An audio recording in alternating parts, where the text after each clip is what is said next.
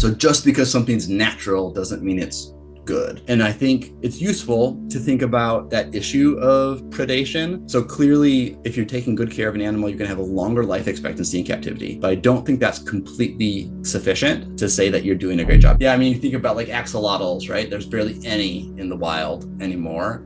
And the places where they're most common are like in agricultural drainage ditches, is my understanding. There's certainly orders of magnitude more in captivity than there are in the wild.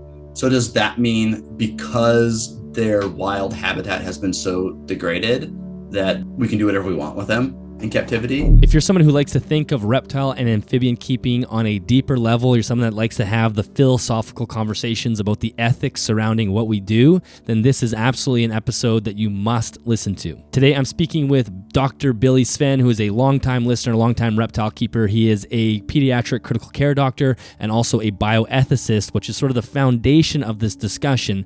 Billy's been working on a paper that he's recently got published in the Captive and Field Husbandry Journal by Ben Owens. Ben's been on the podcast in a previous, maybe a couple years ago now.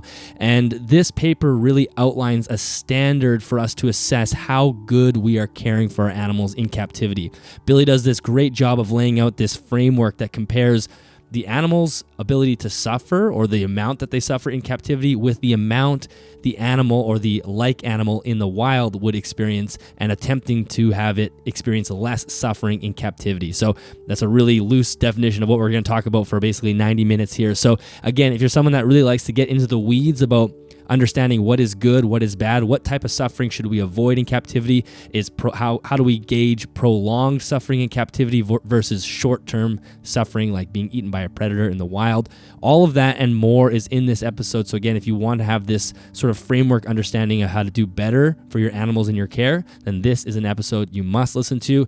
Enjoy the episode, and I will chat with you afterwards. There are different styles of thermostat, on, off, or dimming. Personally, I much prefer a dimming thermostat because I run essentially all halogen heating in my reptile room, and I don't want those bulbs turning on and off to control temperature and stressing out the animal and strobing out all day. I would much rather the bulb either dim or increase in power to control the temperature, and that can only be done with a dimming thermostat. That's why I'm so excited to tell you more about a brand new product from ZooMed, the ReptiTemp dimming thermostat. If you're interested in learning more about that, stick around through the rest of the episode and you'll find out more. This podcast is all about improving your reptile husbandry. However, I know not everybody has the time or the money to go out and spend thousands of dollars doing custom builds. Thankfully, friend of the podcast, Josh Halter, aka the Bio Dude, is working hard to make better care more accessible. He makes turnkey bioactive kits for leopard geckos, ball pythons, tortoises, invertebrates, dart frogs, and the list continues to grow. He has spent years testing and perfecting these handcrafted substrates and dietary supplements to create the most effective products. If you visit thebiodude.com, you will see he is a proud supporter of both USARK and responsible reptile keeping, and there is an option to donate to either at checkout. Well, Billy, welcome to the podcast. Thank you for doing this. Thanks for having me. I'm really looking forward to this. Yeah, this has actually been a lot longer time coming than I originally realized, and we'll get into the paper really shortly. But you had sent me a draft of this, which I thought was last year, but it was actually in 2023, in February 2023. Yeah. I went back into my emails to see when that was. So this is what we're talking about today is a project you've been working on for a while now. Yeah. It took me a little while to write the paper, and then about that same amount of time to publish it. Yeah, as usual with getting papers published. So I'm really looking forward to breaking that down for everybody. But just give everybody a background of what you're keeping. Like, what are you keeping right now? Kind of the projects you have working on, and then if there's some future prospects that you have in your herpetoculture journey, I'd love to know about it. Cool. Yeah. So my name is Billy Sveen. I've been on a couple projects I kind of talked through, or a couple of podcasts that talk through what I'm interested in herpetoculture. So I'll do a brief summary, but potentially going back to like the Project Herpetoculture episode, we go into that at great length, and then some other ones. But I have always been interested in reptiles, like almost all of us, and had a bearded dragon for my first serious pet growing up. And then got into a bunch of geckos, but then training for college and then my medical education, I got rid of most of my animals other than my bearded dragon. And then after he passed away, I got a ball python. That was my one pet until about 4 years ago when I bought this house and had a room in this house that was going to be my home office that I could kind of do what I want with, and decided to get into more like room temperature tropical animals. And so I have two different kinds of poison frogs. I have the Dendrobates leucomelis, which are the yellow and black bumblebee ones. And then I have the Phyllobates terribilis, the orange blackfoot, the big, bold orange ones. And I breed those. I have Lygodactylus conrae, which are a small microgecko, a day gecko. So related to the Williamsi, the electric blue ones, they're about half the size, and which is not pretty bright crazy. blue. They're tiny. Yeah, they're really small. So like half the weight. They're not half the length. But yeah, I mean, adults are like about the size of my pinky. Mm. And then I have one Chinese cave gecko, a Goniosaurus haiensis, and then the ball python, and then some scorpions. Is there plans to, because I know you were talking about the cave geckos at one point. I wasn't sure if that was a path you were going to go down, or is that something that you may want to explore further as far as breeding goes, or a larger colony there? Cave geckos? Yeah. Yeah, I have plans to continue to expand, but just slowly. I have a full-time job, and I have a young family. And so don't want this to ever take over and be a stress instead of a place of enjoyment and fulfillment. But the plan actually is to take down this bookshelf. There's another built-in bookshelf on this wall that you can't see, but take down this bookshelf and make a set of 6-foot wide enclosures and make them like nice and tall and big. So probably only like 2 on this wall eventually. But this 2x2 cube is the right size that it'll be able to fit into that too. And so I could start with some cubes on the bottom and then like build it out. And so that's kind of like the next project. I need to consolidate things in my room. But yeah, so I just have the one cave gecko now. Maybe at some point I'll get a trio. Or just a pair even. I really like the one I have. He is so secretive, but starting to see a little bit more behavior. And I got a night camera that I need to hook up to see if I can spy on them a little bit more that way too. Yeah. But really cool animals. And they're beautiful when you get to see them. It's a beautiful genus. Yeah. Yeah. They are stunning. And I wonder, because it sounds like some of them are more bold than others, and it's the ones that are bred more often. So I do wonder about that idea of you're breeding for bolder phenotypes as you get successive generations. So I wonder if eventually you can make them like leopard geckos, but they're definitely quite a bit more skittish than some of the other like mid-sized terrestrial geckos that I've had before. Yeah, yeah. Cool. Well, let's dive into this paper. Maybe we'll start with, just give us the title to give people the bare bones at the top line here, and then do you remember the title? Not off the top of my head. It's something like captive equivalence standard as a minimum standard of captive herpetofauna or something like that. Actually, you're so close. Captive equivalence as a minimum welfare standard for captivity-managed herpetofauna. Perfect. So cool. I would love to know, like, what was the motivation for doing this? Because I kind of have senses of myself in here where I've always like really strived for having like a set of rules to stand on with herpetoculture. Mm-hmm. Like it's just something that's in my own like DNA. Like I cannot do things without having some, and that's basically the premise of this entire podcast. So I'm curious about you. Like, was there a draw there to need some foundation, or what motivated you? Yeah, I'm going to take like a step back because I feel like this is a great place to like tell this story. Sure. So trying to think, I was finishing my last stage. So I'm a pediatrician, but I'm also a bioethicist. So I did additional training in my pediatric work, a master's degree in bioethics and health policy. And most of that is very like clinical human ethics. just a little bit of that was on animal ethics, but mostly like in the realm of like lab research and lab animal management, but not very much. So, but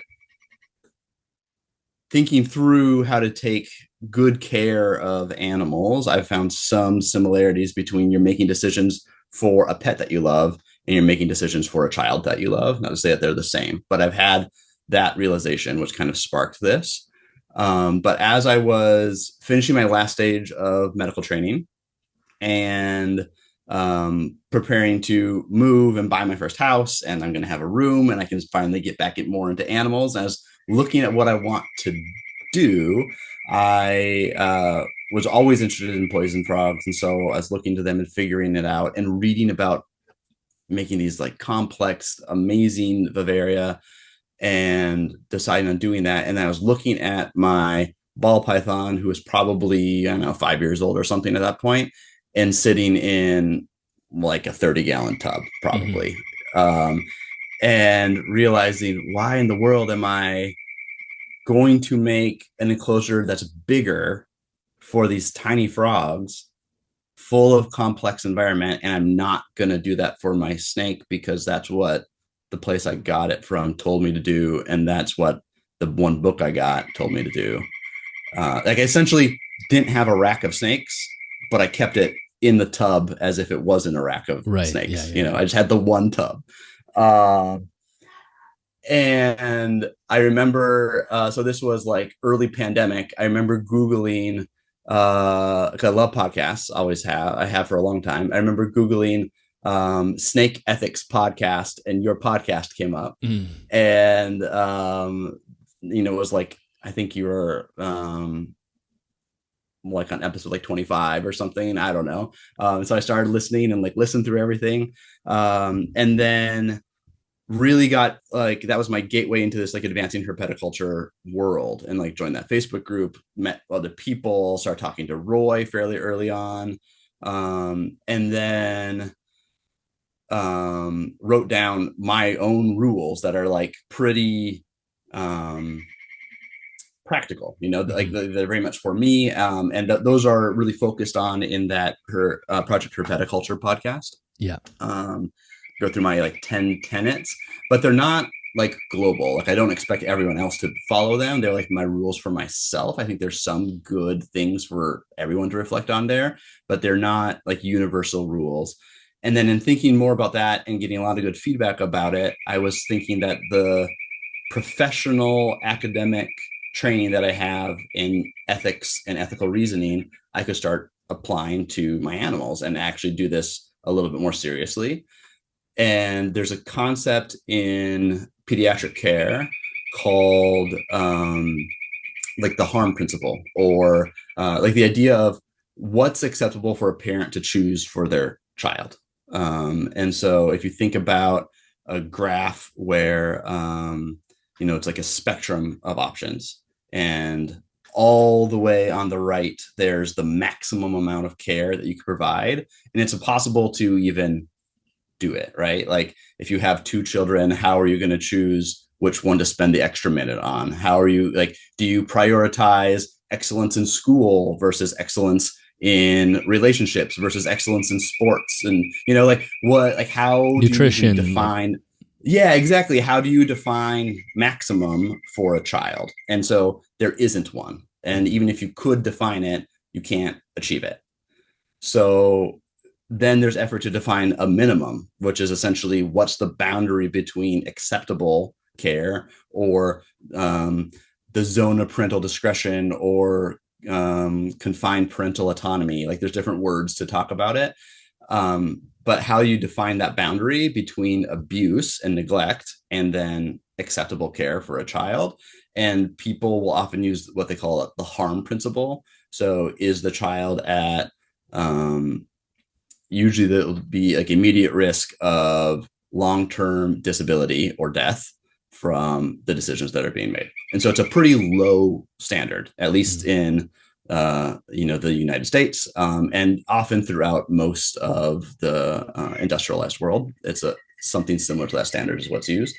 So I started thinking about what can that harm principle be for pets, and specifically exotic animals that are evolutionary still very close to their wild counterparts, even if they've been bred for generations and are starting to show early signs of domestication. They're still really close to the behavior that they've evolved to live in their natural environment. And so how do you start thinking about a harm principle for them to conceptually talk about a minimum standard of care? Mm-hmm. Yeah, I think that's really well said. And that's where I see people that using the term minimum almost is like a prickly term now. Like, oh, it's a minimum. We shouldn't be striving for the minimum. But I think what you've outlined there is the exact problem with talking about the maximum, because it's a sort of it's a figment in some ways. There's nothing, it is an infinity. The scale just continues to rise. So we do need to talk about a base minimum so we can at least get every animal there theoretically and build on top of that. And so that's where the term captive equivalence, which is the first two words of the title of your paper, that's a term that you created, right? Yeah, and I think I got some feedback from you on how to frame it, because I think I framed it pretty negatively at the beginning. Well, I actually didn't remember until I had gone back to the original notes, but I remember you actually just pulled in the harm, the word harm into that word into the paper, and it did come off as a little bit negative. But now I can understand like where that came from. For sure. Yeah, and that was good feedback, and it was really helpful to have you and Roy get some early eyes on the paper. And big thanks to both of you for taking the time and engaging with me on that along, years ago at this point. So can you link that idea of the harm principle and captive equivalence? I know it's basically the same thing, but how are you interpreting captive equivalence in terms of herpetoculture? Yeah, so I have it's a actual logical argument. I have it pulled up on my other screen here. Sure. So I'll be referencing over to it. But essentially, the first idea is that you have to agree that reptiles, amphibians, herps, I'm going to use those terms interchangeably here, have the ability to suffer. So I think there's excellent evidence to suggest that they are sentient in the way that there's an experience that is like to be that animal. Mm-hmm. There is something that is like to be a frog. There's something that is like to be a gecko. They interact with their environment. They have emotions in the sense of fear and hunger. Whether or not they experience like love and affection, right, is up for debate, and you could probably never actually know. But they are interacting with their world in such a way that if you can imagine the weird sci-fi where you switch places with them, there would be something to be a frog. I would have a mental experience by being a frog. Mm-hmm. And so therefore I could experience pain. I could I could have suffering, and the opposite of that, I could have well-being as a frog. And so that's the first part. And I think there are people within herpetoculture that disagree, probably not that many that listen to your podcast, because there's a big group of people that that's obvious to them, that of course these animals can suffer, and of course, therefore they can have some level of well-being. So then the next part is that avoiding unnecessary suffering is good. And I give the example of, if you were to see a snake crossing the road, if you went out of your way to hit the animal, that's not good. It's bad. That's a bad thing to do. And almost everyone agrees that that would be the case. But there is, as we talked about, like that maximum level of effort, when there's trade-offs involved, then it becomes a challenge to discuss what decision to make, right? So if you had to swerve dangerously to avoid the snake, then that might not be worth it, right? Because even a risk of serious damage to yourself as a human with a higher ability to suffer than the snake, I probably wouldn't do it. I would stay on that narrow road and not risk a big car accident, and I'd hit the snake. let alone if there's a motorcycle coming at you in the other direction and you have to swerve into the motorcyclist to avoid hitting the snake. That sounds like a really bad decision. And so there's trade-offs. And it's clear that avoiding unnecessary suffering is good, but there's some level of suffering that we all experience. Even in the best environment, we still have some degree of sickness. We still have some degree of discomfort, some degree of boredom, like whatever types of things that we experience. No one's going to have a perfect life, whether that's a human, a dog, a snake, or a fish. Like there's some degree of suffering that we are going to experience. So therefore, what degree is acceptable becomes the question. And when you hear some people talk that are opposed to pet keeping, they talk as if any degree of suffering is unacceptable and that it's best for the animal in captivity to not exist. And I think that is a false claim, like a false dichotomy, by saying that's the comparison we should use. Instead, I think we should use the comparison of the animal in its natural state as best we understand it. So instead of saying my frogs, I need to compare them to a frog that experiences no suffering because it doesn't exist, I'm going to compare my frog to a frog in the Amazon rainforest in Venezuela, and think about what their well-being is like in that native area compared to what they would be in my enclosure in my office. And if the animal in my captive care is the same or better, reasonably so, then it's worthwhile for them to exist, because everyone pretty much agrees it's worthwhile for the animal to exist in the wild. Yes. So it's kind of a long explanation. I can summarize it again if you want. Well, I'll give one analogy for people that I had thought about before is, and I'm not trying to open up a can of worms here for people that don't agree with this, but as technology is improving and we're starting to see cars become self-driving, one comment that people always say is, as soon as the first self-driving car causes a fatality, that'll be the end of self-driving cars. But really, the issue, the only thing that the self-driving car has to beat is human drivers as far as fatalities go. Not hard. It's not hard. Yeah, exactly. So it's not that they have to bat 1,000. They just have to be slightly safer than the human drivers, because then it's actually a net positive in that case. But that is sort of the framework that the AR groups, the animal rights groups, will look at. They'll just say, if there's even an ounce of suffering in an animal in captivity, that must mean that this is a bad thing. When in reality, we should be comparing to the wild example, or the animal that's in the wild, and that there is some extent of suffering that they experience naturally. And like you said, we want to foster the natural world, and we assume the natural world is good just almost by virtue of its own existence. And that's where the captive equivalence comes from. I think that's why it's a perfect phrase. We're just trying to match or be slightly better than what the animal would experience if it was in the wild. Yeah. And as an aside, self-driving cars would be great. As the doctor that takes care of children that get hit by cars and people that get in car accidents, it's horrible. There's so many stupid drivers or drinking and driving and all these things. I mean, if we can have self-driving cars, that would be a big improvement in the world. But getting back to herps, I mean, I think it comes down to, if we can agree that animals can suffer and that the suffering that they experience in the wild is still worthwhile for their life, if we can meet or exceed that level of well-being in the captive environment, then we are doing good by that animal. Yes.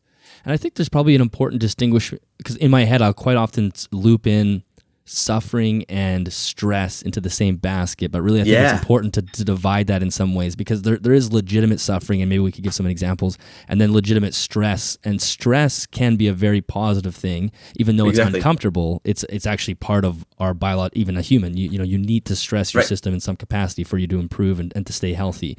And those are two separate things. Yeah, I mean, you could tell me all about that as a professional coach about the continued stress. So we talk about pushing a stress on a system to increase the area at which it still functions well.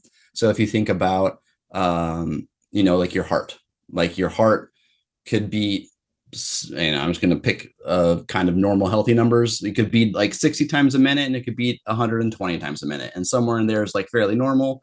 But if we push your exercise limits and we make you get up to that higher limit more and more and more, then you can start tolerating numbers outside of that limit on a day-to-day basis. And so that's stress, but it's good stress. Versus if you are running for your life or swimming and drowning or something, right? Like that type of stress is not good and will actually cause significant damage to you, let alone the like toxic chronic stress of like living in a dangerous environment, or for an animal, living without UVB and having metabolic bone disease and having constant joint pain, right? Those types of toxic stress aren't providing a change that will build and make you stronger. I mean, it's like the adage that has so much limitations, but like no pain, no gain, or what doesn't kill you makes you stronger, right? There's some degree of truth if the thing that doesn't kill you is a stress that you can overcome. Yes. But if the thing that doesn't kill you is a stress that you just have to mitigate constantly, then it doesn't make you stronger. It actually weakens you, and you survive despite that toxic stress. If you're using halogen bulbs as a heat source, then the last thing you want to use is an on-off thermostat, because then you'll actually flick the bulb off when the temperature is too high, and that's a distraction and an annoyance to your animal. It is much better and much preferred to use a dimming thermostat. That's why I want to tell you about ZooMed's new product, the ReptiTemp dimming thermostat. This is a high accuracy dimming temperature control for your pet's habitat. It has both a daytime and a nighttime setting, so you could also use it to control something that's a non-light emitting heat source like a heat pad or a ceramic heat emitter or a heat projector. It has an adjustable ramp up and ramp down period for gradual temperature changes. And for me, I'm all about simulating sunrise, so you can slowly bring temperatures up. It is much more natural than just turning the heat on in one fell swoop. It has a sleek, low-profile housing as well as a battery backup, so you don't lose any of your data or your inputs on power interruptions. If you're someone who's striving to continue to replicate nature in its most natural form, then you need to have the ability to ramp your heat on and ramp your heat off. Turning things on and off aggressively is a lot for the animal to handle. It is much more natural for things to come up and off in a slow, gradual pace, just like Mother Nature. So if you're looking for something that can control your temperature in a much more accurate and fine-tuned way, make sure you check out ZooMed's new ReptiTemp dimming thermostat. For more information on this or any other ZooMed product, make sure you head to zoomed.com or check out the link in the show notes or the YouTube description. Yeah. Having sore quads from a squat workout is different than having to drag around a broken femur in the wild. Exactly. And, that's suffering that eventually will lead to death. So, yeah, I think that's really well put. So let's talk about applying this, because I think probably most people are on the same page, and many people probably haven't really, or maybe this is one of those concepts that I think many people will intuitively, it clicks, but they've not thought about it enough to verbalize it. So I think that's why this will be really helpful for people. But let's talk about applying this in your reptile room. Like, how do we actually define this captive equivalence and actually make it so we're doing this with our animals? Right. I think that's one of the big issues with this compared to like the tenets that I did before. The tenets are rules. The tenets are like yes, no, for the most part. Like, am I doing it? This is trickier, right? there's no like website tool or calculator that you can punch in the numbers and it says yes or no. There's going to be a huge gray zone. But in my mind, thinking back to the work I do in pediatric care, that's the same it's often not the case that whether something is abuse or neglect is black and white. Often you're talking about the cases that are in this gray zone, right? So I took the same approach here and was not concerned by trying to make it objective. I was trying to keep it a theoretical concept that we can agree on, and then maybe eventually we can make objective tools. But because of that, I use a framework that's well known within animal welfare science, the five domains. Like it used to be five freedoms, updated in about a decade ago to be what's called like the five domains. And that can be useful in helping you assess the welfare of an animal. And so I went through the five domains and compared a captive and a wild animal, so that you can think through it in those sections. And so, could you use a different welfare assessment tool? Certainly. This is just like one of the most commonly used ones, and so that's what I did in the paper. And I'll say for people who are listening, the paper is free. Maybe I'll just get you to remind people. Oh, sure. I don't think we even said. I'll say it in the intro as well, but which is where they can find the paper, and then they can pull this chart up and look at it and have it as a reference for themselves. Yeah. So the paper is published in Captive and Field Herpetology. You've had the editor on before, Ben, and he does a great job. And I'm very happy to have it published there. It will eventually get published in a full issue. Right now, it's just a standalone article. So if you like go on the website, you click on the journal, you have to scroll all the way down to the individual articles, click on that, and it's the top one in there. And eventually it'll get published as the journal for like this year, when all of the other articles are ready. Right. So people can pull that up and then they can look at this chart. But yeah, so exactly. So you're that's a good framework. You use the five domains, and then you have to be honest with yourself, right? You're honestly assessing what your animal has in those five domains. Those categories are, I'm going to forget them off the top of my head, but it's basically freshwater, food, behavioral, like mental stimulation, a proper environment, and there's two that kind of basically blend together. Yeah, maybe I'll let you read. Nutrition, environment, health, behavior, positive mental experiences. Right. And the way it's kind of framed now is that like nutrition, environment, health are like this like baseline layer. Together, they produce appropriate behavior, and then behavior in the right context produces positive mental experiences. So it's kind of like an inverted pyramid in a way. Like you think of a flow chart, those first three things are needed to make the possibility of appropriate behaviors. And then if you have proper behaviors in the right context, then you can have positive mental states. Right. And then, so when you're looking at your own, assessing your own animal in captivity, I think that's relatively straightforward. You go through those categories, but then when you move over to the wild column, so you can actually get this comparison, that's where maybe things become a little bit more subjective in a way. How did you go about filling out the wild side of the column? Yeah, I mean, I think you have to have some knowledge of their natural history. So you need to either be talking to people that know about this, right? Like for animals that we keep commonly, if you just look up a good YouTube video, you can probably get pretty good information if you have the right source on any of a couple dozen animals that are fairly commonly kept in captivity.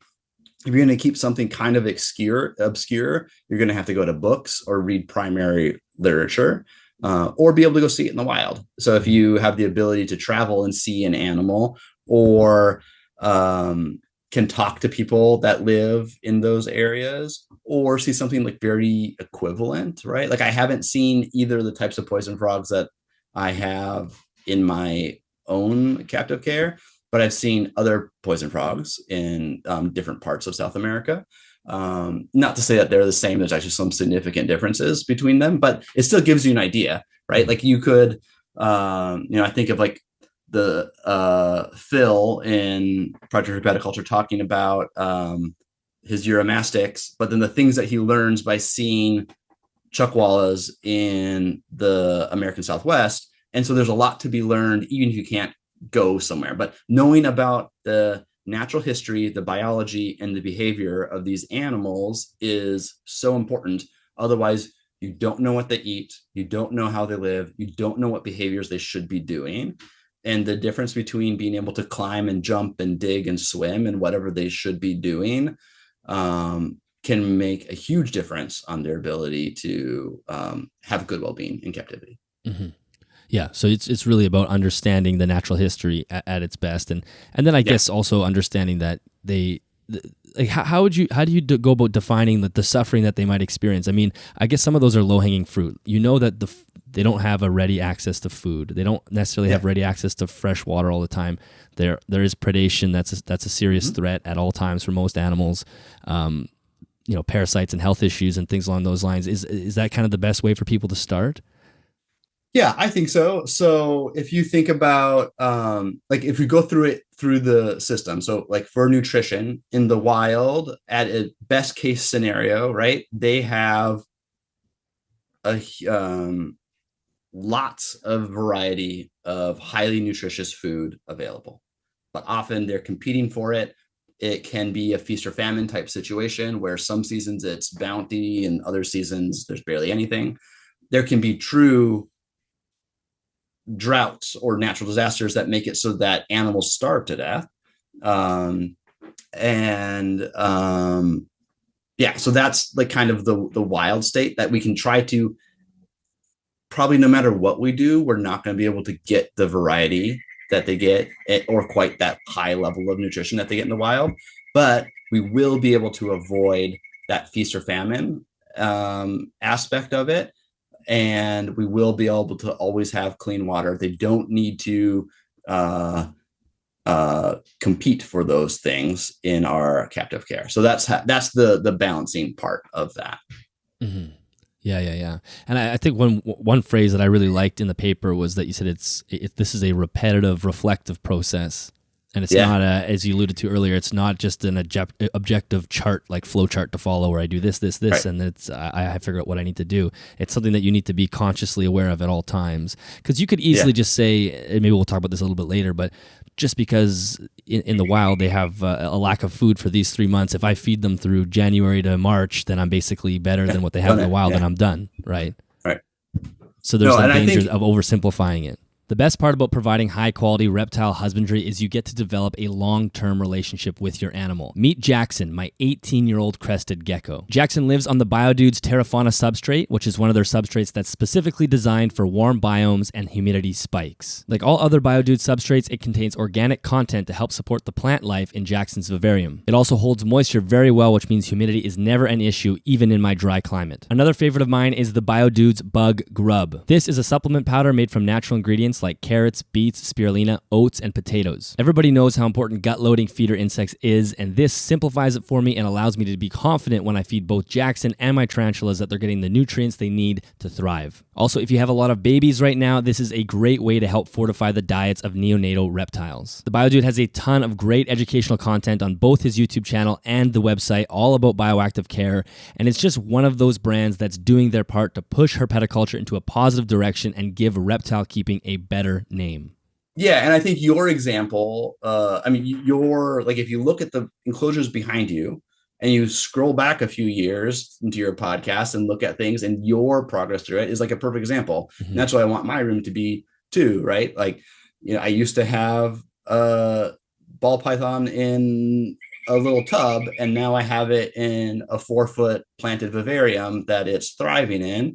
And now I'm going to build a 6-foot vivarium that's, total space twice the size back behind me for it. And not to say that it always needs to get bigger, but I'm always thinking of how do I make it even the slight amount better. Yeah. So I think that's, another useful idea is the idea of, it's phrased negatively, but controlled deprivation. Mm. So we are keeping animals in captivity. We are limiting their choices, right? But in limiting them, we are also protecting them from some things. And so can we provide enough choices that controlled deprivation is still an appropriate amount of well-being? Yes. Is a way of thinking about it. Yeah. Anybody who has kids will understand that concept. Oh, yes, completely. Then for like having a good environment, I think about, in the wild, they are living in the area that they have evolved to be for tens, hundreds of thousands of years, sometimes millions of years, depending on the species, right? And so we're talking about thermal gradients, humidity gradients, appropriate ventilation, appropriate spectrum of lighting and ability to get in and out of that lighting, the amount of space, the amount of substrate and substrate variety. And so in the wild, those things are essentially perfect. The question is the competition from the same species or other species that would prey on them to use those spaces. So can you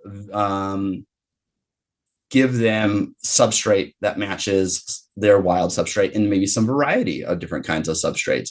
Can you give them thermal gradient that they need to be able to regulate their temperature, which often means they need a big amount of space to be able to have an appropriate colder side and warmer side so that they can heat up and move around instead of spending all day in one spot that's like a good zone, but that way they can move and adjust their temperature throughout the day. And so that's that's what I think about for good environment. For good health, I think about like body condition. And so are you like underfeeding, overfeeding them? Are they free of disease? Not necessarily free of all parasites, but free of things causing active disease, access to veterinary care. Will you have the ability to give them medicine, pain control if there's some type of an injury? Will you be able to euthanize them if they have some type of illness that is untreatable or logistically not possible or feasible to treat? So those are things I think about, that essentially you're going to have good body condition in the wild, but if you survive, right? Because you're going to get some scars, you're going to get some minor injuries. You might lose a digit, you might lose an eye, you might lose the parts of your tail, you might drop your tail if you're an animal that can drop your tail, right? Those things are all really common in the wild. But if you look at a wild animal, it's usually lean and often kind of thin, but it looks healthy, right? It looks robust, even if it's skinny. Even like, thinking about a human, they, a human living in a more natural state doesn't look like a bodybuilder. It looks more like a marathon runner, right? A human. And so I think about the wild animals in that kind of way. And so even if they have scars and minor injuries, and they've clearly been through rough times, which we can avoid in captivity, they're still healthy. The issue is when anything happens, they almost always get predated on, unless you're talking about like a massive snake or a crocodilian or big monitor lizard or something. But most of the animals that we keep in captivity are prey animals. And so they're going to die pretty quickly if something bad happens to them. And I think it's useful to think about that issue of predation. So clearly, if you're taking good care of an animal, you're going to have a longer life expectancy in captivity. But I don't think that's completely sufficient to say that you're doing a great job. Just like you said, no, if we feed them through the famine part of the year, we can just wash our hands of it. Like, it's not quite that simple, even to say, so if you think about, in order for, this is just kind of basic ecology, in order for any population to stay stable over time, and we know that they go up and down, right? They don't completely stay stable. But if you think about over the course of like 50 years or something, for a population to stay net even, that means for every reproducing pair, they're only replaced with one reproducing pair. Right. And you think about adult animals that we're taking care of. Some of my frogs are able to lay hundreds of eggs in a year. And so that means in order for that population to stay stable, if they're laying, we'll just say 500 eggs throughout the course of their life, which is probably a low number in captivity, maybe a high number in the wild, I'm not sure. Only 2 of them are going to grow up to be reproducing adults. There might be some that grow up and become adults that don't reproduce, right? It doesn't mean that all are dying, but a lot of them are dying. A lot of them are dying really early. And so that shows the type of selection pressure that they're experiencing in the wild, whether that is starvation, exposure, predation, right? But I would say that the suffering experienced with that is probably significantly less than the suffering of like a bearded dragon with metabolic bone disease in suboptimal heat, getting overfed in captivity, and then living for 8 years, right? Before dying of kidney failure. Mm-hmm. That animal is probably suffering a lot for a long time. Whereas if that animal were to experience, as soon as they start slowing down, a hawk or a snake or a monitor is going to snatch them up. Yeah. And as awful as that is, and tragic in some ways, that is, I mean, it's not quite the same as saying euthanasia, but it's similar in some ways of like, there's no suffering after that death. And so I think it's useful to, instead of being like, oh, if 90% of the bearded dragon babies are going to die in the first year, I'm making up a number, but like, I'm guessing it's something like that. If your survival rate of your captive bearded dragons is 10% to the first year, doesn't mean you're winning. You're not like beating the standard. You have to look at the babies that survive and compare them to the babies in the wild. Mm-hmm. And so the fact that they're getting picked off by predation, it's not the fact that the predation happens, it's the stress of predation and the stress of having to navigate that exposure for food and all that stuff that we still see in captivity, but starts to go away and gets better in some ways when you're able to take care of animals with the proper gradients and refuges. Does that make sense? Yes, totally. Yeah, it goes back to that trade-off. I mean, there's sort of an acute level of stress that an animal in the wild will experience while they're trying to dodge theoretical predation, or not theoretical, legitimate predation, but they're kind of hiding in the shadows and whatnot. But that when it does happen, unfortunately, when an animal does get eaten or consumed, it is quite a short experience. I mean, that's why in the human world, torture is such a horrible thing, and executing someone is, this is taking a real dark turn. But there's a big difference. That's why there's a difference. Welcome to bioethics. Exactly. Yeah, you kind of have to get down to that foundation of talking about these dark things. But torture is worse than being executed, and it makes sense because living with prolonged suffering is worse than having the lights turned out. And so the example and the problem with reptiles is their unbelievable ability to suffer through really, really long periods of time in captivity. That type of suffering basically especially is impossible the arid to happen. and semi-arid animals that we often keep. It's not the case with some of the tropical animals. Right. I mean, they still can suffer for a long time under suboptimal management, but real bad abuse for some of those that they'll die pretty quick. Yeah, so that's the offset needs to happen by making sure they're not going to be predated upon in captivity, but making sure we're not forcing a long-term suffering for indefinite time. Yeah. So if you have good nutrition, good environment, good health, those things together you can now have good behavior, right? So if you have a bearded dragon, it should be basking, but not constantly, right? It should heat up and then go run around and then come back and heat up. It should be active. It should be climbing. It should be digging. It should be foraging. It should be doing those things. If your bearded dragon can't do them because it is unhealthy, it hurts, it doesn't have the opportunity to do it, it has lived in such a way that it doesn't know how to do it anymore, those are not good. And that would suggest that it's not able to do those things that the wild animal does. And again, the wild animal is always balancing that with its threat to its safety. And so that's what we can alleviate in captivity. Yes. Yeah, that's well said. And then also interactions between species, I think, is important too. And so in the wild, they're having obviously predator-prey interactions that can be detrimental, but they could be having territorial interactions that could be positive or detrimental. And so things like, I'll play, you can maybe hear my frogs calling in the background, but I will go on YouTube and play frog noises from the same species, but different frogs. And to have my frogs beef up and like puff themselves out and strut around and start calling, right, is fun to see. But then it's a stress for sure, right?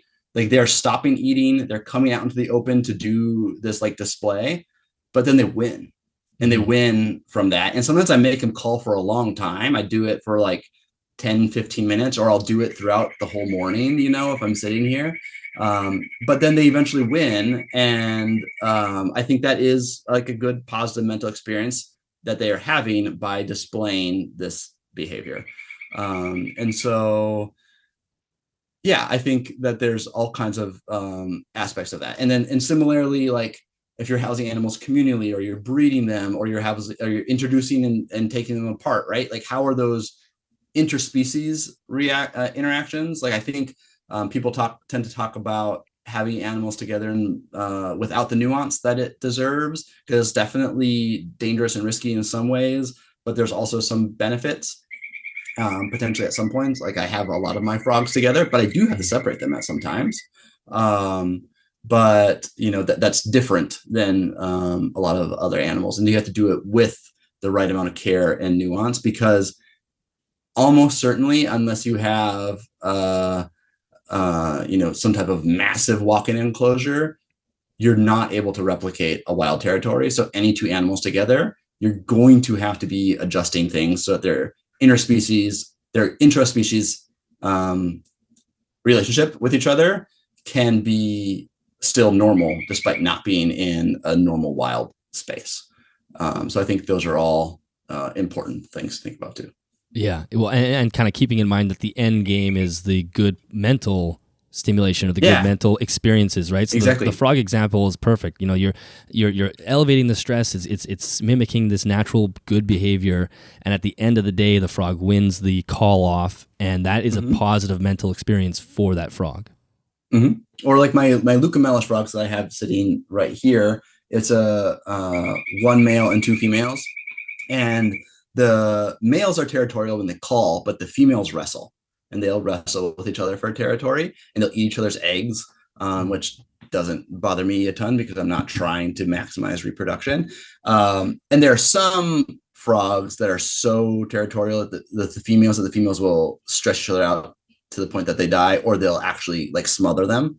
And Leucomelis aren't known to do that very much. They're not quite that aggressive, but I watch them, and it doesn't happen that often. It happens, I don't know, during the spring here, it'll happen more, but not like weekly that I see. And I'm in here a lot during the day, but it's not always the same one. It's both of them wrestling, and different ones will be on top, and it doesn't ever last very long. And they both stop and they go and eat their food. And I've talked to a lot of people about this, that their ability in this 2-foot cube to jump around and escape each other is pretty easy. I could imagine a situation where that's not the case, right? Because that's also a pretty confined space and somebody could come and track it down. And if I had a different type of poison frog, that would almost certainly happen, and they would end up with one of the females dying. But it doesn't. And I'm watching it. And I think the fact that they wrestle briefly and infrequently, and that they kind of different one has the advantage at different times, is probably good. You think about your, if you have a couple dogs together, they often live quite well together. It doesn't mean that they don't snip at each other every once in a while, right? Yeah. And that kind of a stress doesn't need to be a toxic stress, as long as you can monitor it and understand what proper behavior is. Yes. Yeah, exactly. So that runs through all the domains. And I know on the slides that you had made, you had used a bearded dragon as an example. We've kind of walked through some of those. Is there anything from those examples that you also wanted to add to it? You've thrown some of it into this last chat, but I think we covered most of it. Yeah, I would just say that if you're putting pictures of the slides up, they are obviously AI generated images. The bearded dragons have too many fingers sometimes, too many digits. And they're obviously a little bizarre and funny. I just, it was for a presentation. I didn't want to use photos of people's substandard care either without their permission, and I also didn't want to ask for their permission. So I made up photos. Yeah, that's an awkward conversation. Do you mind sending me the picture of the terrible care? Yeah. Yeah, so that's good. And now a section of the paper that I really liked, and we've kind of mentioned some of them already, so we don't necessarily have to go into too much detail, but I think it's sort of the considerations. This is the issue with as I'd mentioned earlier, like thinking that you hit a slam dunk because you fed it through the whole year, and now you're kind of free of having to think about your captive animals now no longer suffering like they would in the wild. Yeah. There's a few other considerations you mentioned. Once you just already kind of mentioned is the high the reproductivity. If you have an animal that's basically 99% death rate in the wild, that doesn't give you a firm place to stand on in captivity. It's just saying, hey, just because all of my captive animals have lived, I must be a gold standard caregiver here. Mm-hmm. Yeah, for sure. I think it's comparing the life stages. So comparing a neonate in captivity to a neonate in the wild, comparing sub-reproductive age juvenile, comparing a reproductive age adults, and then comparing geriatric animals, so that number is going to get less in the wild, right? That percent of the population, because of predation, usually, and some exposure starvation type stuff. But you should talk about the stress that the neonate is experiencing in the wild and compare that to how you're keeping your neonates. You should talk about the adult and compare it to the adult. So that's how I tend to think about it. Yeah. And then the other one that you gave, which we also mentioned, was the hardiness issue, especially with our arid species. And it's not a free pass because the animals can live for so long. Like you could not theoretically easily have a suffering captive animal live much, much longer than a wild animal that's essentially thriving. And so that's something to just think about when you're applying this to your own care. Yeah, I mean, especially animals that can do wide varieties of environments like bearded dragons, leopard geckos, ball pythons, corn snakes, like these animals that can,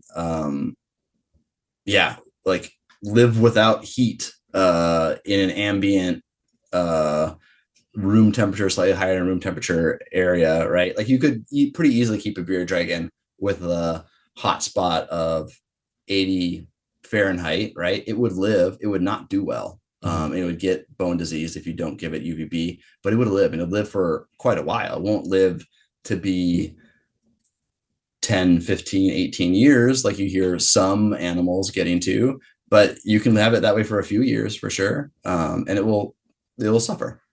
Yeah, exactly. And then one we haven't talked about was, how does this concept apply to wild-caught animals? Because that's a sort of a different... Now we're talking about animals that did experience the real suffering in the wild and the life in the wild, and now we've brought them into a box. So how does that framework fit with that? Yeah, I think it's the same framework still, and so it's the same standard, but meeting that standard is going to be higher because you're talking about an animal that has already thrived in the captive conditions. Almost always. Sometimes you catch a sick animal and it's just not going to last very long. Conditions. Yeah. But sorry if I misspoke. But if you catch a robust adult animal and you're bringing it into captivity, you're already talking about something in the, 1% or 0.1 or 10%, whatever the number is. You're talking about a survivor that's already gotten through a lot. And then you're putting it through usually a huge amount of stress for that importation process. So that's bad and a huge strike against it already. And then you can talk to all kinds of experts that have done this a lot. The the animals that were wild caught compared to the first generation offspring are often very different behavior wise. And that to me suggests that the wild caught animals aren't able to adjust nearly as well as an animal born in captivity. And so that often means that you're going to need to keep them in different ways. You need to be good at understanding their behavior and reading that. And so, people talking about keeping animals with way more hiding spots and a way more complex vivarium, limiting your handling of them, having your your care of them on point. And they might not be a particularly fun pet in that way because you're not going to see them. You're not going to be able to take them out and hold them. But that's probably what it takes for them to be successful in those situations. And so I would say that wild caught animals with probably rare exceptions, don't make good pets, and they should be for people establishing animals in captivity for other keepers. And that if you want a pet animal, almost all of us should be going to captive breeders and supporting captive breeders. Yeah. Yeah, it does reframe the ethical implication of owning a wild-caught animal, and that's when you go to a reptile show, you'll see animals like some that come to mind readily are the Amazon tree boas or emerald tree boas. I see a lot of those as wild-caught animals, and you just think, well, that's unless it's going to somebody who's. But even then, like we're talking about animals that are pretty much established in captivity, like we don't really need to be pulling them from the wild anyway. Yeah. So it doesn't make sense to have that as a pet, or even someone saying, hey, I'm going to work with Amazon tree boas, so I want my wild-caught ones. Well, I guess you could do that. I'm not saying you shouldn't, but there should be some consideration before you jump into using wild-caught species to work with an animal that's already prevalent in the hobby. I agree. And I think there's some limitations, but I think the gold standard of this is programs that are breeding in their native habitat. So, I mean, there's a lot of problems with like Asian animal farms that like may or may not be legitimate. But in Central and South America, there's a number of examples of this sustainable biocommerce model. The ones I really think about are like Tesauros and Wakiri for poison frogs, in which they are breeding these animals in Colombia and Ecuador, respectively. Not like right there in the jungle, but they're going and sustainably getting permits, sustainably collecting a dozen pairs or something like that, right? Not a huge number, like a number that even a very endangered species could almost always survive that amount of loss from a population. Then they're captive breeding them to 2 generations, and then they're selling them, importing them. And so they're more expensive than the imports, but they're going to live, compared to like a bit of a gamble when you're mass importing things and you expect a lot of them to die.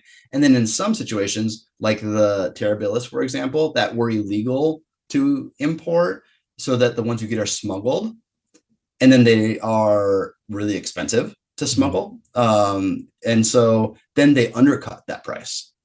Right. And so they, I don't know what the number is, but say it's going to be $500 in the black market to get this smuggled frog. They were coming in and doing it at $100. I'm just throwing those numbers out there. They're actually quite a bit cheaper than that now. But to crash that market while they can still make money. And so, you need a government that cooperates, and there's a whole bunch of hearing. If you want to listen to them, there's a whole series of episodes on Amphibicast with Ivan from Tesauros, and hearing his like political and personal strife going through to make this program sustainable is remarkable. So I'm not trying to diminish that at all and say this is easy and everyone should be just doing that type of a project. But I do think that's like the gold standard of how you get animals into the hobby. Yes. Yeah. It really skips the step of the wild-caught casualties for sure. You minimize that by probably a ton by not putting them on a plane and dehydrating them for 3 or 4 days and then ending up in a foreign place with a new climate, different smell, whatever, all these different things. So I think that's a really good model. So I think that lays out the considerations really well. You'd also in the paper had outlined a couple objections that are some of the issues, I guess, with the model. I would love to run through those because maybe some people have already thought about them. But one of them was the human impacts on the natural world, which is, I think, that's a good one because basically just plowing through a rainforest suddenly changes the condition of the wild animal, and now it makes it easier in captivity to care for because we've destroyed their wild habitat. That's obviously a problem. Yeah. I mean, you think about like axolotls, right? There's barely any in the wild anymore. And the places where they're most common are like in agricultural drainage ditches, is my understanding of the situation. Versus there's certainly orders of magnitude more in captivity than there are in the wild. So does that mean because their wild habitat has been so degraded that we can do whatever we want with them in captivity? Like the bar is a drainage ditch. Right, exactly. I think that is highly flawed, and we should think about what the environment that they involved to be in. And people will be like, "Oh, that's kind of hand wavy and subjective," and you might not know what the actual answer is. Well, first of all, it's all of this is subjective, of course, but the environment they involve, the fact that they evolved in it means that it was relatively stable for tens to hundreds of thousands of years. Mm-hmm. And so that's the environment we should be trying to mimic. Yeah, Richard Dawkins talks about this really well, where you can take a biological system, an animal, and you can almost reverse engineer back to the ecological niche that it evolved in. And you can figure out a ton about that ecological niche just by looking at how that animal is. And so I think, and animals are incredibly adaptive, so are humans, which means, yes, you're going to have snakes living in barns and geckos running through the cities to eat moths around lamps and whatnot. But I think if you're looking at them in an urban environment, that's probably a wrong step, because now you're looking at it. It doesn't mean that the animals can't thrive in an urban environment. I mean, we see raccoons around here all the time, but it's not the standard we want to use. And I think that brings up a good point, that the answer isn't always complete naturalism in an enclosure, right? First of all, we're getting rid of the harmful stresses, right? We're trying to get rid of the toxic stress. Oh, I forgot to talk about the toxic stress of the keeper, right? Like, we provide noxious stimulation to the animal, right? We have to minimize our interaction with them, which I don't think is just our presence. It's like, how does the door open, and does it make horrible noises? Are they experiencing like light pollution and sound pollution from the rest of our home? Like, I think those are important things too. So just to toss that in there. But yeah, I mean, I think we need to think about the environment that the animals evolved to be in. You were mentioning that it's not necessarily about replicating the wild perfectly. Oh yeah, perfect. Yep, totally lost my train of thought. So we can see some areas like I think about like a snake underneath corrugated tin, right? And how it just loves that. Completely unnatural. Or like frogs breeding in plastic garbage that is like filled with water, right? Yeah. You can learn something about their behavior, right? They want something smooth. They want it to collect water, and they want the water to be there reliably, right? And so in some ways it's easier than a bromeliad axle. And so put something like that in the enclosure and let them use it. It doesn't need to be a completely natural biotope thing. You need to be able to use it functionally to get the behaviors. It's the behaviors, not the naturalism, that we're searching for. So if you want to, I mean, I could imagine getting some type of, I don't have any colubrids, but having a king snake or a corn snake in an enclosure with stacks of tin, you know, I could imagine that snake loving it. You know, going in and out of that throughout the day and be able to, you know, one part is going to be really warm and another part of it's going to be really chilly, and they can move around on that. Very not natural, but will incorporate natural behaviors.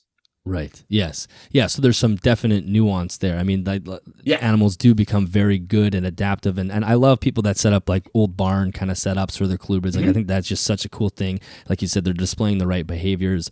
It's, if you're saying, like, going back, the axolotl example is perfect, right? Or if you're looking at, Latidactylus, which has lots of rainforest issues, and people just basically have farmers' fields now instead of rainforest, and that's not what you want to use when you're comparing what we're keeping in captivity. So I think that's a really good point.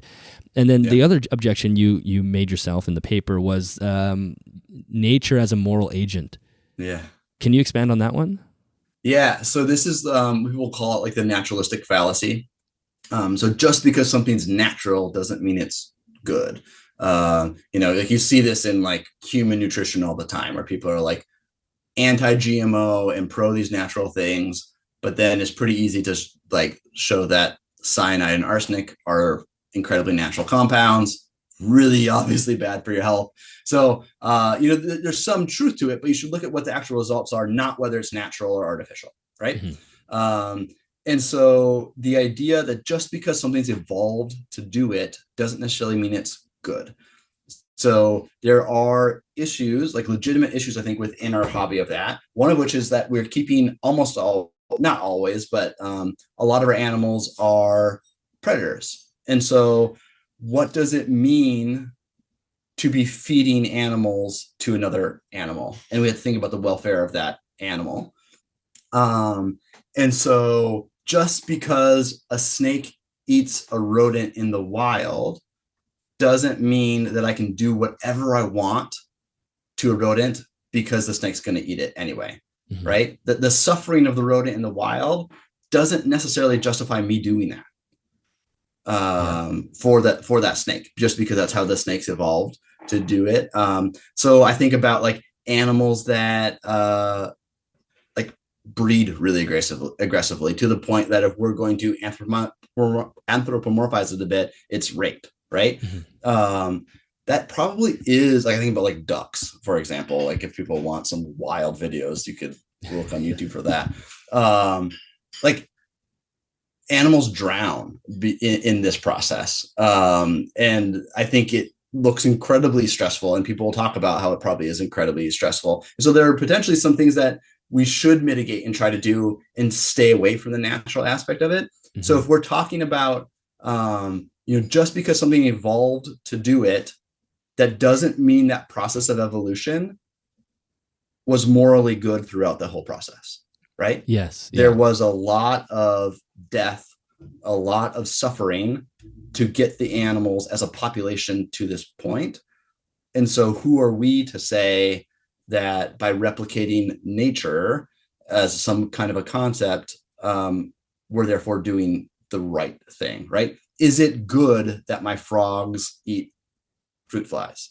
Like, is that actually a good thing? Like, I say it's good because it's a good result to them, but maybe it's bad because every day that's hundreds of lives that are gone, right? Like that's an argument to be made that despite it being natural, it's actually bad. And the amount of death as a result of having predatory animals that we bring in, especially when you're talking about feeding arguably higher level of complexity animal like a rodent or a bird to a snake or a monitor or something, you could make an argument that you're using that the whole thing falls apart because it's a naturalistic fallacy of saying just because it evolved this way, it's good. Yeah, it's a really interesting line to walk. I mean, I remember years ago, this was probably 2019, so the podcast would have only been about a year into it, and I remember one of the listeners who really enjoyed the show, but he basically came to the conclusion that him keeping his carpet python was causing more suffering than necessary, just exactly along the lines of the argument you've just made. And so his point to me was, he basically messaged me saying, convince me why I shouldn't euthanize my snake right now. Because of the suffering of the rodents, it's going to be a cascade of suffering for the rest of this animal's life. This animal is not necessarily going to achieve the perfect welfare in my care anyway. And this one, going back to the euthanasia execution type model, the suffering will be gone from that animal. And I basically found it impossible to convince him. I don't know what he ended up doing, and the conversation sort of stopped, but we went back and forth for like several weeks, and it got real deep. But I just remember being like, I don't think I can get my fingernails under this argument. I think if that's how you think, there's nothing logically wrong about that thought process. No, I think that thought process is logically valid. What I would argue, as the crux of the paper, right? If that carpet python was meeting the captive equivalent standard, right? Which, again, there's a gray zone, but I think if you're doing a really good job, it's a completely achievable standard. And so I would imagine you could do that. But then the question is, did the rat that you're going to feed the carpet python also meet the captive equivalence standard? Right. Yes. And that is tricky and often will mean you're raising your own rats, or the person that's raising the rats. Yeah. And I don't think that means that the rat needs to be living in some naturalistic jungle gym. It could still be in a more minimal industrial style type of raising. but a lot of rat raising is really gross. Totally. Yeah. And so I think knowing where you're getting your animals and being willing to pay a lot more for animals for feeders is important, and a big reason why I've moved toward insects, and even with the obvious exception of the single ball python I have, and even breeding my own insects, because I think there probably is something that it is to be a cricket. And so, I want them to be able to express their natural behaviors too. Right. And I'm just trying to think of the name, Singer. We didn't really outline the, that hierarchy of ability to suffer and the sort of the moral worth of that animal. Do you want to lay that out for people? Because that's kind of what we're dancing around here. Yeah. So I'm, as an ethicist, I put myself in the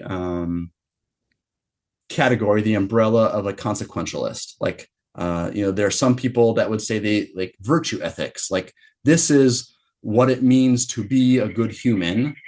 And they define that, and then it's getting closest to that standard to what it is to be good. So that's like Plato and Aristotle are like virtue ethicists. And there's a lot of like religious philosophy that has a lot of that same idea, right? Like there's this standard, whether or not you can get to it, but that's what we should be trying to achieve.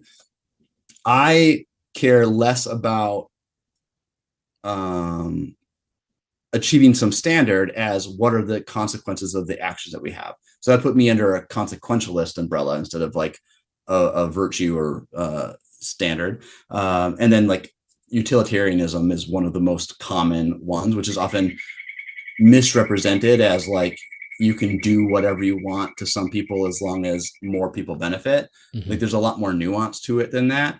But essentially the greatest good for the greatest number is utilitarianism, without some of the nuance. But I would say that I'm within that framework. And so I care about what the outcomes are to the animals. And one of the great modern thinkers or contemporary thinkers in that realm is Peter Singer, who does a lot of work in animal ethics and medical ethics and population ethics, all kinds of areas. He, I think, is sometimes vilified within animal keeping because he's a vegetarian. He speaks out against a lot of things, and is associated with animal rights type stuff. He wrote Animal Liberation in the 70s, which motivated a lot of animal rights work, but he's very much animal welfare in his actual arguments. He's not saying animals have the right to experience X, Y, and Z, and therefore they can, never be in a cage, never be on a leash. He is saying the animals have an interest in not suffering. And that's like a main premise he has. And he says that includes humans. Humans are an animal that have an interest in not suffering. And the reason, so he coined this phrase anti-speciesism.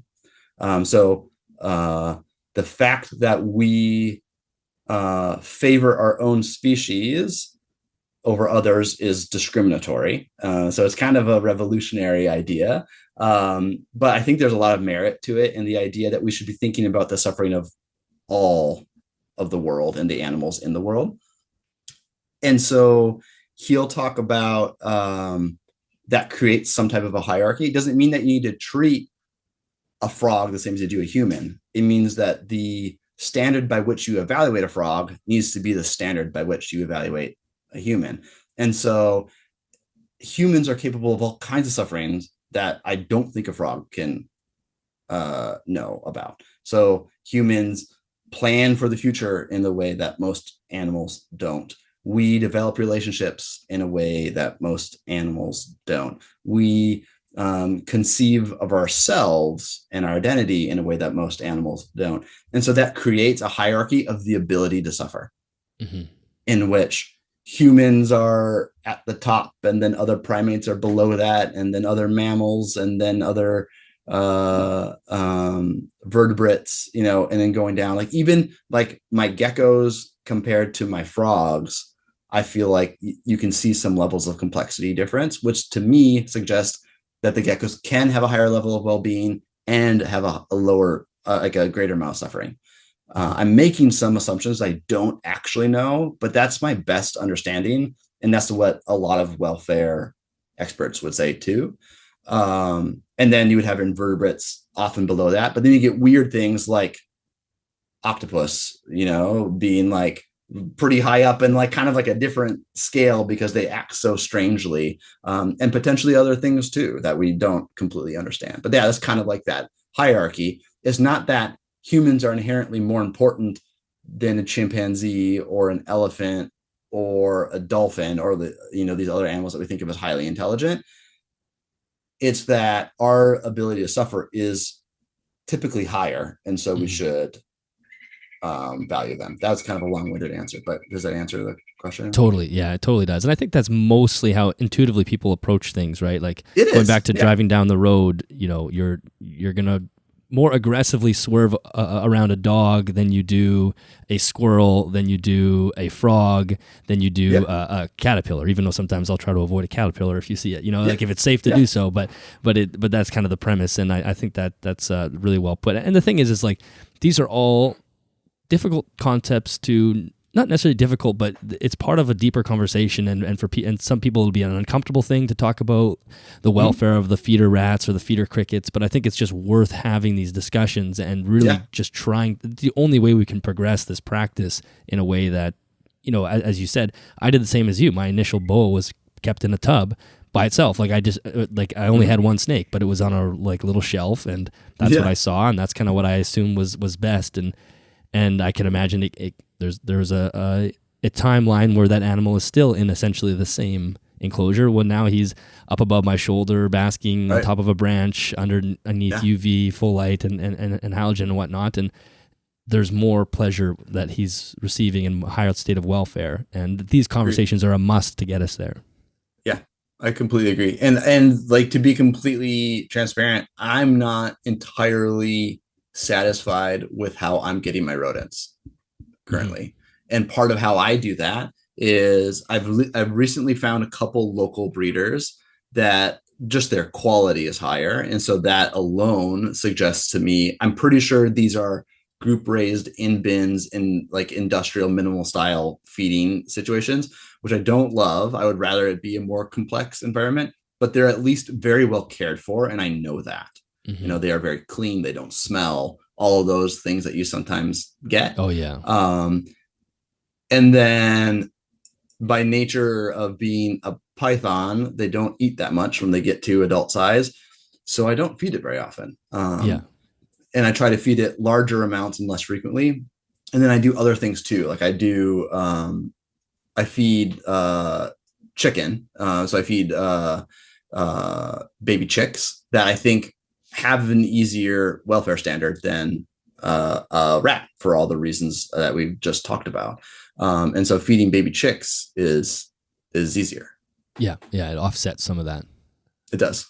Yeah. And so I can, I keep track of my feeding, and there's been years where I give her like 6 rats, Some years it's significantly more, but some years it's only that much because I'm doing some chicks, and then she'll go 3 months without feeding at times. Exactly. And that's not a problem. Yeah. Awesome. Well, I think that lays out a really good framework. I think for people who are wondering, okay, what do I do next? I think we kind of laid it out, and when we're going through the table, I think and maybe you can add to this if you want, but I think people can go to the table, go to the paper, look up the table. Let me just see. This is on page, where's the table is? I don't know. There's no page numbers.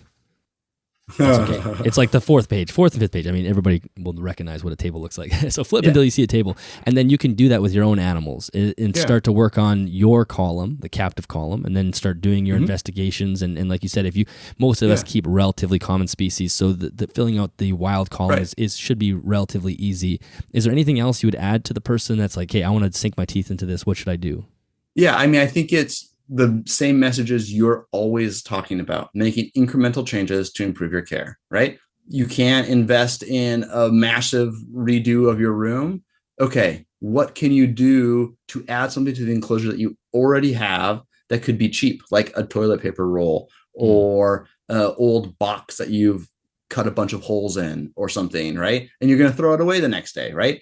Taking something that smells, with appropriate quarantine thoughts in mind, right? But like, if you have snakes that you're eventually going to breed, for example, taking a shed from one and putting in the other one, those types of things are cheap and easy, right? And you're talking about things like, increasing your lighting, eventually upgrading your enclosures to make them bigger and have a wider range of experiences that the animal can have.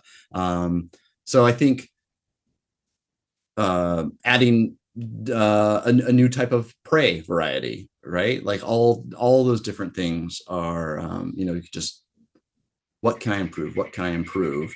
Until you're feeling pretty confident that you're well in that range, like even though it's the idea of a minimum standard, I don't want to just be right above the trees and skimming my wheels in the trees. I want to be well above that, heading, closer to that maximum standard. Exactly. And I think it's really important to not undervalue the smaller, quote unquote, insignificant positive change, because it's just about getting the ball rolling. Like, you make one small change that you think like, okay, what's putting a paper towel roll in there going to actually do? But it compounds on itself, and it's you as the keeper that gets to use to putting more effort into it and actually getting the response from the animal. So I think that's really important to know. As far as the next conversation that this would lead to eventually would be putting this broader onto the hobby. And we don't need to go down this rabbit hole very far, but obviously there are elements of herpetoculture that are very far away from this standard. The breeding and things along those lines. What do you see? Do you see this as being potentially expandable to the herpetoculture more broadly, or is this more, it has to be kind of on a keeper level? No, I think it is. And I think in order for, as a whole, herpetoculture to meet this standard, right? Not just one individual, but as a whole, we all have to do it, right? Like, the whole chain has to be ethical. You're talking about the breeder of the animals. You're talking about the breeder of the feeders. Like, everything needs to be above bar in order for us to truly pat ourselves on the back about it. I think that there's a lot of ways that we can go about this. It's clear to me, based on like the popularity of your podcast and other podcasts like it, that and the discussions that are happening online, that there's a lot of appetite for this. And I gave a talk on this at IHS, International Herpetological Symposium, last summer, and got a whole bunch of good feedback, and people saying a lot of what you said of like, oh, this is kind of common sense, but also I haven't laid it out this way.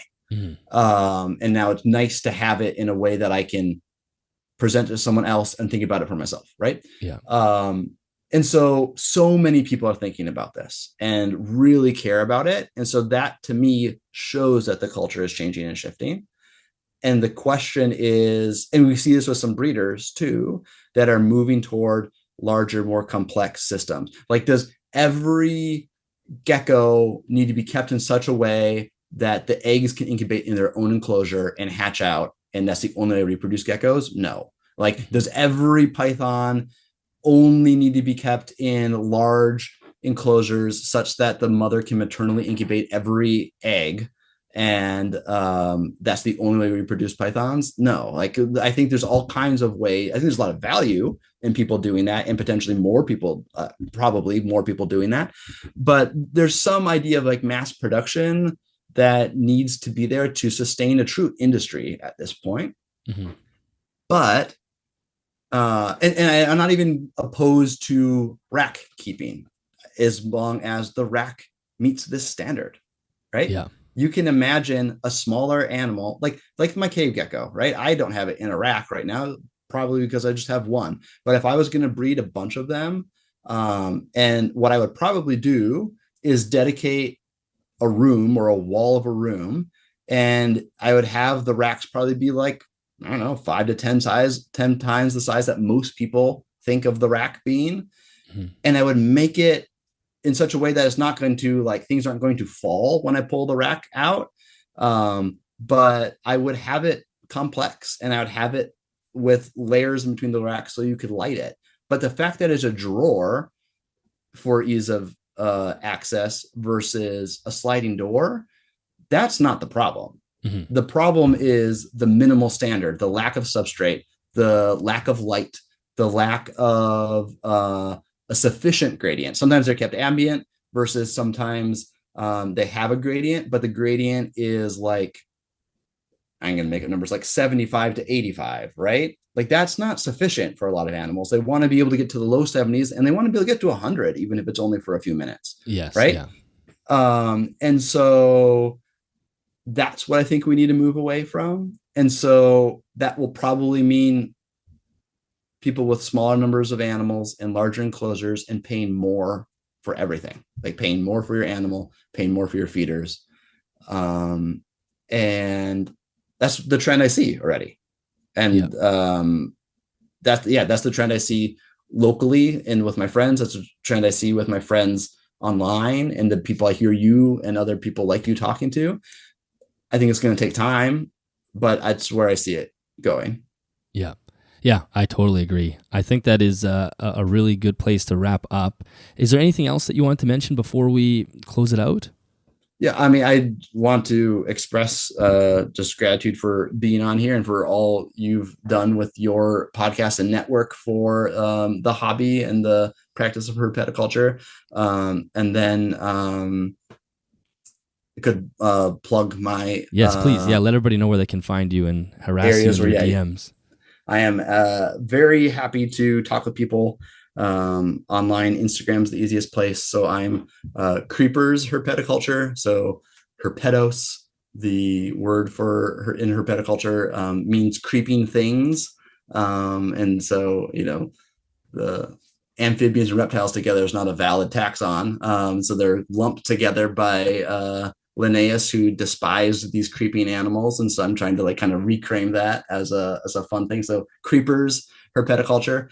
I would love to have further conversations with people. If you like what you hear, you don't like what you hear, I'd love to have any of those conversations. And then what else would I like to plug? IHS is coming up in Fort Myers, Florida. I'll be there again speaking this summer, along with a bunch of other good speakers. It's in like that third weekend in June. And all of the herpetoculture talks are on Saturday, and you can get a single day pass if you want to for just that day too. But it's a pretty reasonably priced conference. So if you want to hear people talk enthusiastically about their slice of herpetoculture, along with it's very approachable, but it has some of this academic rigor to it, right? And so I have found that in the single time I've been the year before this to be an incredibly fulfilling place. So I would encourage anyone to make their way down there if they can. Awesome. And I'll make sure that the paper itself is in the link so people can go to the show notes and take a look at the paper and they can read that. And yeah, Billy, this was awesome. I'm really excited that this paper has been published and it's everyone is able to read it and get their eyes on it and start to absorb the information. So thank you for working on the paper and including me in the process. That was a lot of fun. And then being a guest on the show to kind of put the cherry on top has been fantastic. So thank you so much. Yeah, happy to do it. Thank you. All right, that is the end of that episode. Billy, thank you so much for being a guest on the podcast and being a longtime listener as well, but really spending the time, the years of work you put into this paper. I know it's not years of steady work, but this is something that you committed to a long time ago and now have brought to the hobby, and it's going to be a massive value to everybody. And again, the listeners, this is a continuing conversation. The answers or the discussion of this episode is not concrete answers of this is what you must do. It's just getting us in the realm of how to actually process keeping animals in captivity in an ethical way. I know we get close to some animal rights groups conversation, or we kind of veer in and out of those things, and I think that's really important discussions to have that will allow us to make sure we're steering the ship in the right direction and making sure that the animals that we do keep are constantly continuing to experience more and more welfare, because why wouldn't we want that? If you enjoyed this episode, make sure you share it on Instagram or Facebook or any social media platform that you use to make it more widely known. That is a huge help. You can subscribe to the YouTube channel and subscribe to the podcast on Spotify or any other podcast platform. Please comment on YouTube or Spotify as well. That really does help the algorithm bump the episode up. If you're looking to support the podcast, you can find us over at patreon.com/animalsathome. There's several tiers there, but if you do support at the $5 a month tier, you'll have early access to the episodes, and then you can also submit questions to upcoming guests and things along those lines. And you also have access to the Discord server at all 3 tiers of the Patreon, so you can do that as well. If you want to find more information about the podcast or any of the other shows that are on this network, you can head to www.animalsathomenetwork.com, and you'll find show notes for everything there, as well as all the notes and links that we discussed today in today's episode. And I think that is it for this one. Thank you so much for watching or listening to this episode. Please let us know what you thought, and we will see you in the next one.